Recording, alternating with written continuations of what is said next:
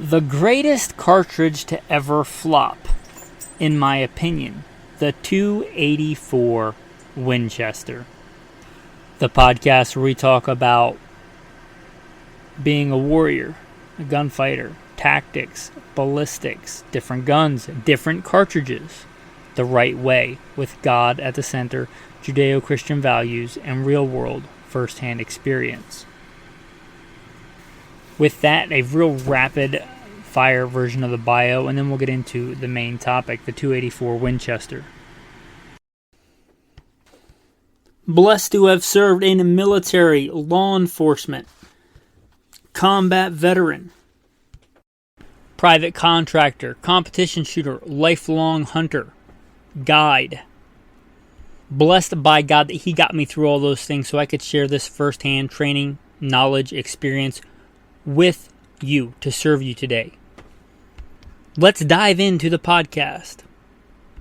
So let me go right out there and say the 284 Winchester is an amazing cartridge. It's a phenomenal cartridge. On ballistics and characteristics, I'd put it right up there with one of the best all-around North American game cartridges on the planet. Why then did it flop? Well, we have to look at several reasons. There are more than I'm going to list, but some common reasons why cartridges flop. They come out at the wrong time. It's just not the industry trend. Just like right now, everybody's into this long range. Can I shoot a deer at 1,000 yards for whatever reason? So it just could come out at a time when it's the wrong industry trend. It could be spun wrong. Like if you look at the ballistics of the 6mm Remington, you're like, it's better ballistically than the 243, and I love the 243, but they made the mistake of kind of not spinning it fast enough so that it couldn't be a great crossover generally as far as varmints and deer, which is kind of the sweet spot of the 243. Or I really like recoiling great deer cartridge, but it didn't spin as fast to shoot as heavy a bullets as a 243, even though it's got greater powder capacity. So it's a great cartridge. That's just one example. Another one is marketing, right? Nobody knows about the cartridge. In the case of the 284, it's kind of a curious thing. I think that maybe it came out at kind of the wrong time. Also, it came out in a good rifle, but maybe the rifle didn't really catch on. So that maybe the cartridge was kind of tied into that rifle, and maybe they didn't market it towards, they didn't put it in the correct rifle right away and market it as what it is, a great all-around North American game cartridge, especially Eastern and Western, but especially Western. So there's some thoughts as to why it flopped, but it's a great cartridge. For this, I'm going to go to Cartridges of the World. Give credit where credit is due. A gift from a patron, thank you. The 284 was introduced by Winchester in 1963 for its Model 88 lever action and Model 100 semi-auto rifles. Both have since been discontinued. This is the first American commercial cartridge to have a rebated or undercut rim of smaller diameter than the body of the case, though British and European designs used this type of case years ago. For a short time, the Savage Model 99 lever action and Browning BLR were available in the 284. No major gun makers now offer this chambering. The 284 Winchester has the rim diameter of the .30-06 and the body diameter of the belted magnums. This provides increased case capacity and relatively short case. This cartridge is designed for short actions and will increase the performance of these short light rifles. Ballistics are practically identical to the 280 Remington. There is no difference in killing power, range, or capability between the two, except in some gun writers' imaginations. The 284 Winchester should be a good long-range cartridge for any North American big game. It can also be adapted for varmint shooting. This cartridge has recently staged a well-deserved comeback and continues to to prosper, particularly as a basis for short-action Wildcats. Now, don't get me wrong. The lever-action Model 88 is a cool rifle, and the autoloaders are cool rifles, and I got no problem hunting with them. They're great for brush hunting. They're great for spot and stalk hunting, which I really like to do. It's not really what you need this cartridge for. Again, I think they kind of marketed it in the wrong rifle. This came out in 1963. Imagine if they would have marketed this in the Model 70 as a Western or Plains game cartridge.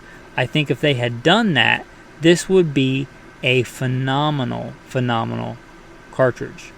It would have probably done better, I hope. Where I think it shines, because it's got really good performance, and it's not a Magnum. I don't think it's super inefficient. It's a good, well-balanced cartridge. It's big enough for anything shy of maybe big brown bears in North America, and it's not going to have punishing, crazy recoil. And as it alluded to, the 280, I think, also is a beautiful North American big game cartridge. This one is in a short action. This was kind of a short, fat, efficient case that's popular today, well before this was a thing in the 2000s. So maybe a little bit ahead of its time there, but super, super well balanced. It's in 7mm. I think 7mm, although I love the 30 calibers, and I love all different calibers, but the 30 calibers are really sweet. But if you talk about a good all-around, different loadings, different weights of bullets, the 7mm is really hard to argue with. 7mm is a really well-balanced cartridge. And you might consider this a quad. It's not a Magnum, and it's not inefficient like a Magnum. You might want, and it's not this, right? You can't do this with a 7mm Remington 08, so don't pretend that I'm saying that. But you might consider it like the 7mm 08 Plus P. So it's a great cartridge. And I think if you were building, and especially if you're a hand loader, but if you're building a short, handy kind of Western mountain rifle, this is a beautiful cartridge. If you want off-the-shelf ammo, obviously don't go with a 7mm 08 or a 6.5 Creedmoor. Yeah, or 280 Ackley Improved is even more popular than this round, I think. But it's a beautiful, beautiful cartridge. Let's look at some numbers here. And this is from Cartridges of the World. It lists 100 grain. Again, it's a real flexible cartridge. It lists 100 grain at 3,200 feet a second. That's a decent deer cartridge. Decent antelope cartridge. We look at 130 grain. Same. Even bigger bodied deer. Big muleys, big northern whitetails. It lists 130 grain at 3,100 feet a second. It's a good load. And it lists 150 grain at 2,800. And all the way up into 175 grain at 2,600. That's respectable for a, not Magnum, very efficient, I believe, cartridge. And you might say, big deal, 150 grain, to 175 grain, my .6 will do that. Yeah, and it will. It'll do it. Just, and I'm not saying that 30-06 is not a phenomenal cartridge. But the 7mm is, in the same bullet weight, going to have a higher sectional density, be a little bit more aerodynamic, and this will fit in a short action. So, again, it's a sweet cartridge. You might consider it like one of the short, efficient cases, very capable before they were popular. And I think it's the best cartridge that ever flopped. Even one of its Wildcats, the 6.5 by 284 Norma, that uses this case, is more popular than the original 284, even though I think the 284 is probably a more flexible, better American game cartridge. It's great. If you like this cartridge, again, and you want something similar, but you don't want to go through the rigmarole of finding the brass for this, which there is brass being made. You don't want to get a rifle rebarrel chambered in it, all that stuff. You may also look at 7mm 08, a little bit less powerful. The 280, which also kind of a flop. The 280 Ackley improved, ironically, I think today is even more popular. That would be what I would probably look at if I were looking at this. Just all good cartridges, but I don't think any of them are better than the 284. The 284 is the least popular. It's a phenomenal cartridge. And again, anything in North America, if you told me you're going to pull a species out of a hat in North America, and I had to use a 284, I'd be like, okay. Bighorn sheep, white-tailed deer, antelope, elk. Say, okay. Yeah, fine. It's a good cartridge. Again, other than like really big coastal brown bears.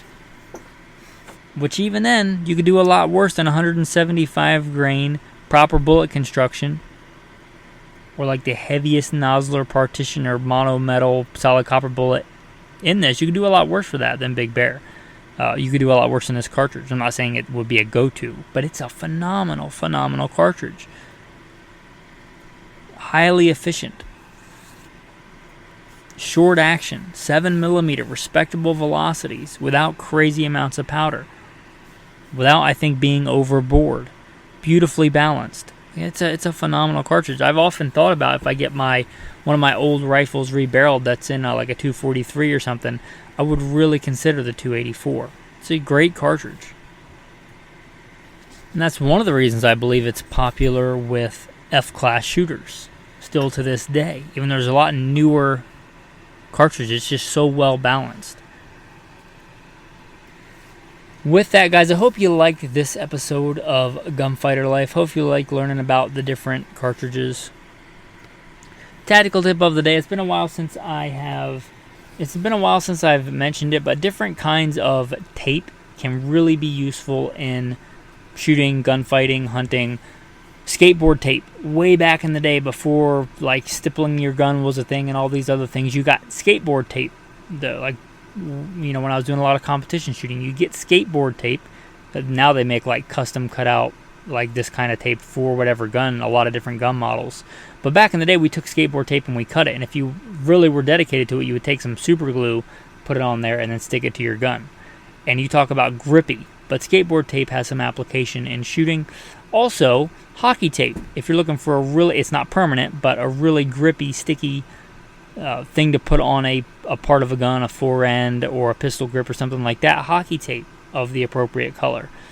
Also, the stick-to-itself athletic tape can be used for a quick, easy camo job that's not going to ruin the gun if you want to do that. Like scopes. A lot of times, if you want a certain model of scope, you can only get it in black, and I can't stand black. But it's like one of the most popular colors. Why? I don't know. I get why it used to be, because finishes used to actually need to be black, like Parkerization, but just black guns make me sick. They talk about a color that blends in with almost nothing in the natural environment, unless you're hunting in an old coal mine. Probably not black. Anyway, you can take this, getting off on a tangent there, you can take this athletic tape that sticks to itself and wrap it around a black scope, and as long as you're not like messing with the free flow of the barrel or something, you're not going to interfere with the function of the weapon. So, some different applications for different kinds of tape for the gunfighter. Your tactical verse of the day. Ooh, this one might cut a little bit. And even now, the axe is laid to the root of the trees. Therefore, every tree which does not bear good fruit is cut down and thrown into the fire. Find that in Matthew chapter 3. So, I pray that we all bear more fruit for God, for the kingdom of God. He doesn't need us to do anything, but it's a blessing that He lets us do things to bear fruit for Him. And I hope that we all bear more fruit. With that, thanks for listening, and have a blessed day.